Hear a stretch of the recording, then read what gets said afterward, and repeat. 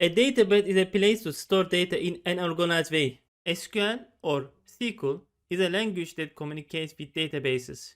Despite the emergence of new technologies, knowledge SQL is still important for data analysis. You need to know SQL queries to pull data with cloud-based solutions like Amazon Redshift and Google BigQuery. SQL modules is distributed data processing frameworks such as Hadoop and Spark provide users with SQL interfaces to analyze data. In short, SQL is one of the oldest programming languages and is still widely used today. In this video, I'll introduce SQL and show the most important SQL commands. Let's see what I'm going to tell you in this video. First of all, I will look at SQL and what a database is. Next, I will explain the structured and unstructured data and take a look at NoSQL databases. And then I will talk about the benefits of SQL. Next, I will compare SQL with Python and R.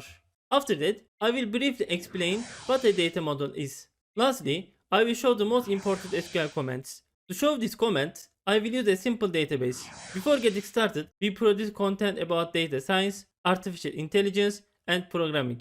Don't forget to subscribe to our channel, hit the notification bell, and like the video. Let's dive into what SQL is.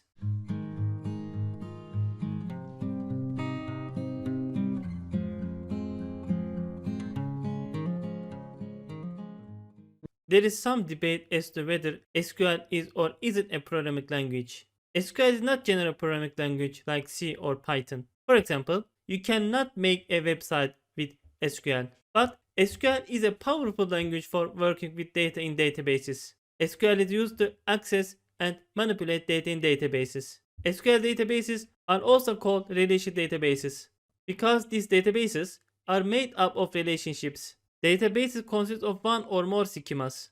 A schema contains objects such as tables, views, and functions. Before adding any data to the table, you should decide on the structure of the table beforehand. You see three columns in the table on the screen. The name of the first column consists of ID and integers. Second, the name of the column consists of name and string types. The name of the third consists of age and integers. Before entering this data into the database, you need to define the columns in this table. Okay, I briefly defined the SQL and databases. Now, let's look at the data structures.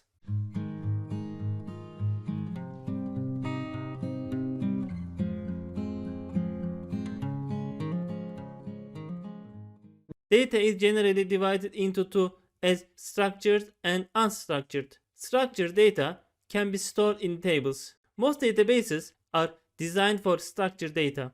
In these databases, each attribute is in columns and examples are in rows. As I just mentioned, the columns in the tables are predefined, and then the data is placed in this table. On the other hand, unstructured data, unlike structured data, data models or data types aren't predetermined. For example, images, videos, audio files are examples of unstructured data. Unstructured data can be stored in NoSQL databases. NoSQL means not only SQL. NoSQL databases are referred to as unrelated databases. It became very popular after 2010 becomes you can store both structured and unstructured data using NoSQL.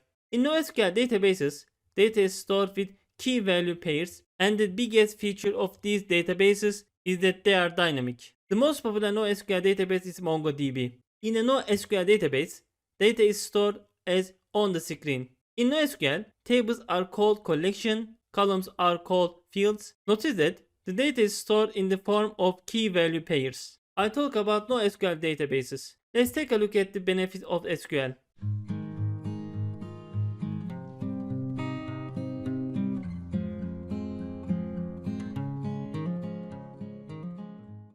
There are many benefits to using SQL. SQL is flexible and you can easily connect to SQL database with this language. Most of the data in the world are tabular data. SQL is standard language for working with data in databases. You can connect to database and analyze your data with SQL using languages such as Python or R.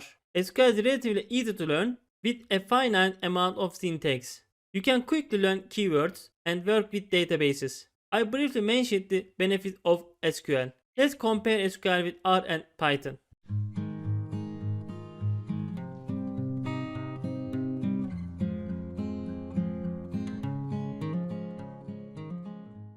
Although SQL is popular language for data analysis, it is not only option. You can use R and Python for data analysis. R is a statistical and graphical language, while Python is a general purpose language used specifically for data analysis.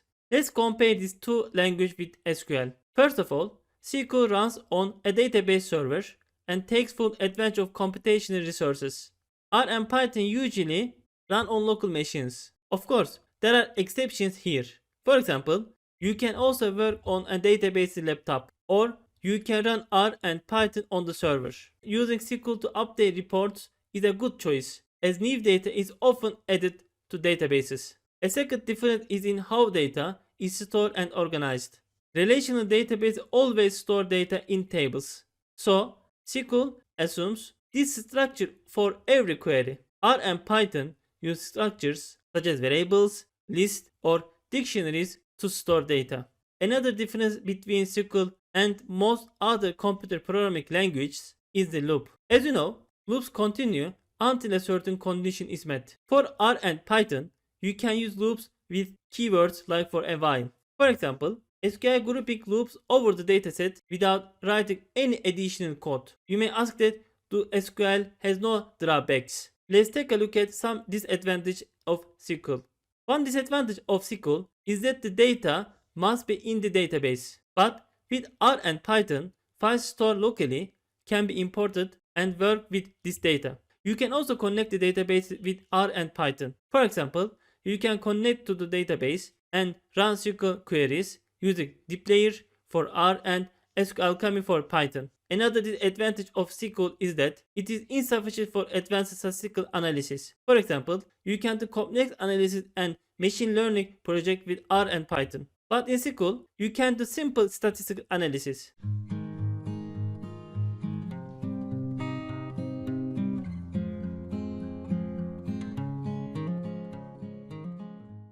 Database management systems are used to work with a database. A database management system is a software used specifically for relational databases. You can use database management software such as MySQL, PostgreSQL, and SQLite to manage data. The syntax in these softwares are based on SQL but have some differences. Let's look at commands to print the first 10 rows of data in 5 popular database management systems. The commands are the same for MySQL, PostgreSQL, and SQLite. You can see these commands on the screen. I will explain what these commands are a little later. This is how it is for Microsoft SQL Server. Notice that while limit was used in the previous commands, tab was used here. This is how it is for Oracle database. Here is the where row now statement according to first command. As you can see, there are minor differences in database management system software. You can install and use software such as MySQL, PostgreSQL on your computer to write SQL codes. I will use SQLite in this video. SQLite is free and doesn't take up much space on your computer. SQLite is king for simple projects. Let's open a command prompt window to use SQLite. To start SQLite 3, you type SQLite 3 and press enter. SQLite 3. But with this command, everything's run in memory. This means that changes are not saved when you close SQLite. If you notice, here is a red warning in the form of transition in memory database. If you want to save changes, you must connect to a database. Let's create a database. For this, let's exit this temporary database. Let's use the .quit to get out of here. I got an error. Let me fix this error. I'm gonna run this command again. Now, let's write SQLite 3 first and then the name of the database. SQLite 3 mydemo.db. So we create a new database named mydemo.db. Wonderful. Now we have a database. Let's take a closer look at what an SQL query is. In the SQL world, there is a general abbreviation called CRUD. This abbreviation stands for create, read, update, and delete statements.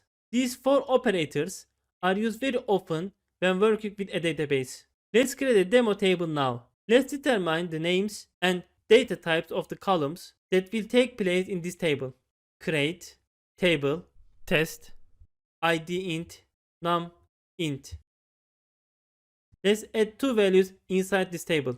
Insert into test values 1, 100, comma, 2, 200. Let's select the first row last. Select asterisk from test limit 1. And the first line was written on the screen. It's very easy to create a table in the database, add data to it. Let's see the database we are working with. Dot database. Now let's see the table we are working with. Dot table. What is a SQL query? You use SQL queries to see and manipulate data. Data analysts and data scientists use these queries frequently. For example, let's write a SQL query to see all the data in a table. Select asterisk from test. As you can see, all the values in the table are written to the screen. When working on the comment line, don't forget to put a semicolon at the end of the comments to indicate that the comment is finished. Now, let's look at a data model.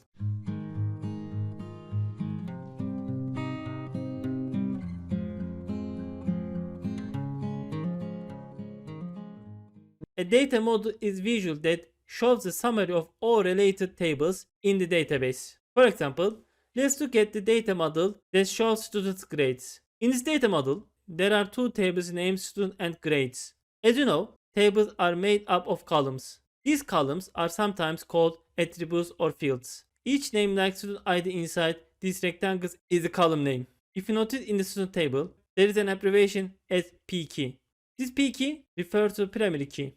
The primary key identifies each row of data in a table as unique. For example, in the student table, the primary key is the student ID column. This means student ID is different for each row of data. There is also a foreign key. A foreign key in one table points to a primary key in another table. For example, student ID in a grade table is a foreign key. This means that the values in this column are matched to the student ID in the student table.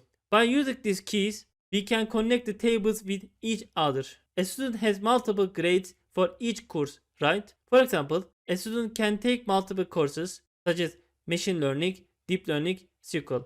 If a value corresponding to more than one value, this relationship is called a one-to-many relationship. Okay, I briefly explained what a data model is. I hope everything is alright. You can write your question about the lesson in the comments below. Now, let's move on and do a practice.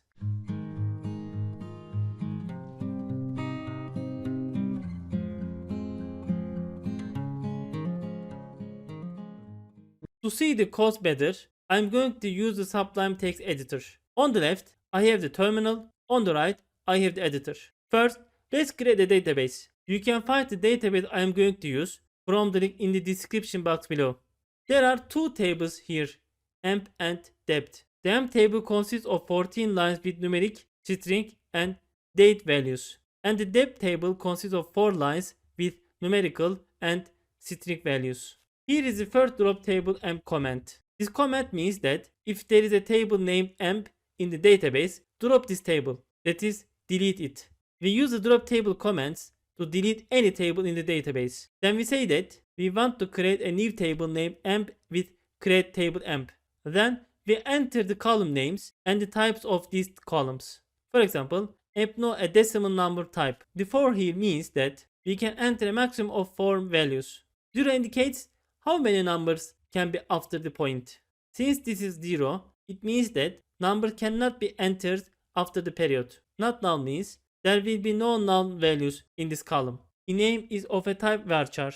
This data type is used to hold a string value. The 10 here represents the maximum number of characters we can enter in this text. There is also a date type. As you can guess, this type shows the date type. This is how we first create the column names and types in the emp and depth tables. We enter the data into the tables with the insert into emp values command. First, we enter the values for the emp table. Then, we enter the values into depth table. Let's copy and paste these commands into the terminal. So, we created our tables. Now, let's show the basic commands. There are 6 main clauses in SQL. These clauses are most commonly used for SQL queries. Let's take a look at these clauses one by one. With select clause, we select the columns we want to return. We specify the data source with from. For example, let's see the empno and ename columns in the emp table. First, I select the column names and then I write the table name. Let's copy and paste these comments into the terminal. The values of the empno and ename columns you see are written. I have written the keyword in capital letters. It is a tradition for keyword to appear. You can also use lowercase letters if you want. You may also want to select all columns. The asterisk symbol is used to select all columns. Let me delete this. I'm gonna write asterisk. Let's copy and paste these comments into the terminal. Notice that the value of all the columns are written to the screen. So we solve the whole table without writing column names. Isn't it easy? We play with data like a ball. Where is used to select specific rows. For example, let's see all employees with department number 20. Let me set where depno equals 20. Let's copy and paste these comments into the terminal. So with where clause, we select only the rows we want. You can change the names of the columns if you want. For example, let's write salary instead of sal. And let's see the employees whose salary is less than 5,000. Let me set sal as salary. After that, salary less than 5,000. Okay, let's copy and paste these comments into the terminal. Group by clause is used to group rows. Now, let's group by department numbers and see the average salary of the departments. Let me set temp no. I'm going to use average function. Let's say sum. After that, let me set dep no.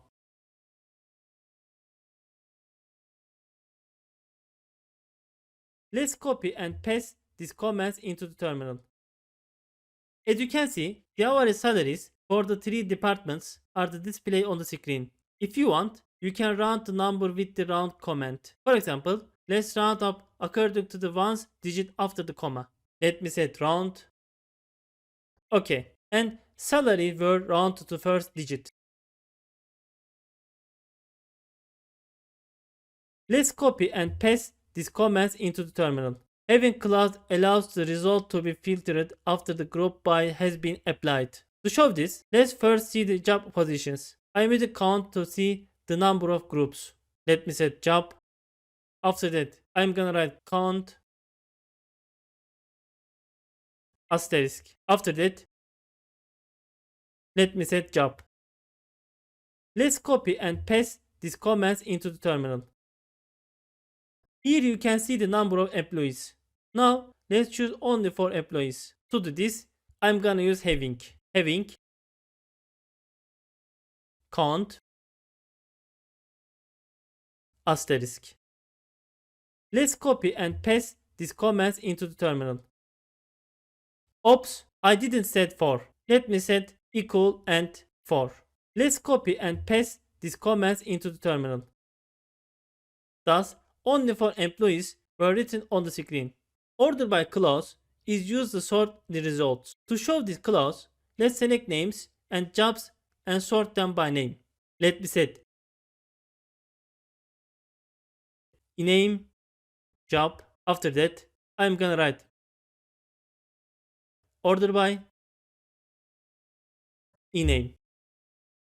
Let's copy and paste these comments into the terminal.